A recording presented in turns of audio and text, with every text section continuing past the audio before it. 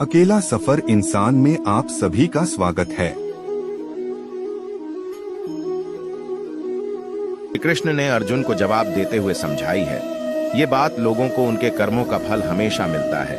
गीता सार। आपने महसूस किया होगा कि जो लोग अच्छे कर्म करते हैं वो परेशान रहते हैं, वहीं जो बुरे कर्म करते हैं वो खुशी से रह रहे होते हैं। अच्छे कर्म करने वाले परेशान होते हैं कि आखिर उन्हें इतनी परीक्षा क्यों देनी पड़ रही है, जबकि जो अधर्म की राह में हैं वो खुश हैं और जिंदगी का लुत्फ उठा रहे हैं। अगर आपके मन में भी ये सवाल आया है तो आज हम आपको इसका जवाब देंगे।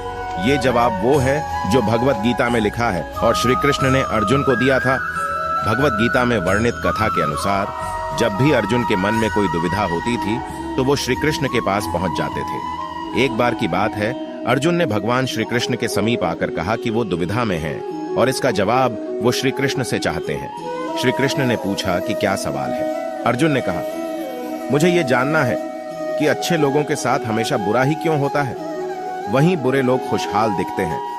अर्जुन के मुंह से ऐसी बातें सुनकर श्री कृष्ण मुस्कुराए और कहा, मनुष्य जैसा सोचता है और महसूस करता है वैसा कुछ नहीं होता है, बल्कि अज्ञानता की वजह से वो सच्चाई नहीं समझ पाता है। अर्जुन उनकी ये बात समझ नहीं पाए। इसके बाद श्री कृष्ण ने क्या कहा वो जानते हैं। श्री कृष्ण ने अर्जुन से कहा, पार्थ, मैं तुम्हें एक कथा सुनाता हूँ, उसे सुनकर तुम समझ जाओगे कि हर प्राणी को उसके कर्म के हिसाब से ही फल मिलता है। प्रकृति हर किसी को अपनी राह चुनने का मौका देती है। अब वो मनुष्य की इच्छा पर निर्भर करता है कि उसे धर्म की राह चुननी है या अधर्म की। कथा शुरू करते हुए श्री कृष्ण ने कहा, एक नगर में दो पुरुष रहा करते थे। एक पुरुष व्यापारी था जिसके जीवन में धर्म की बहुत महत्ता थी। वो पूजा पाठ में यकीन रखता था। वो हर रोज मंदिर जाता था और दान धर्म भी करता था और हर रोज भगवान की पूजा करता था। वहीं दूसरा पुरुष बिल्कुल विपरीत था। वो हर रोज मंदिर तो जाता था लेकिन पूजा करने नहीं, बल्कि मंदिर के बाहर से जूते चप्पल चुराने। उसे दान और धर्म से कोई लेना देना नहीं था।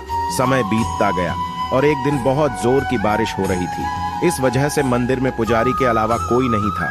ये बात जब दूसरे पुरुष को पता चली तो उसने कहा कि ये सही मौका है मंदिर का धन चुराने का। पंडित से नजर बचाकर उसने मंदिर का सारा धन चुरा लिया। उसी समय धर्म कर्म में विश्वास रखने वाला व्यक्ति भी मंदिर पहुंचा।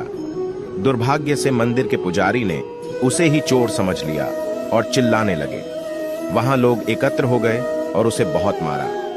किसी तरह वो बचते बचाते वहां से निकला तो दुर्भाग्य ने उसका साथ वहां भी नहीं छोड़ा। मंदिर के बाहर वो एक गाड़ी से टकरा गया और घायल हो गया।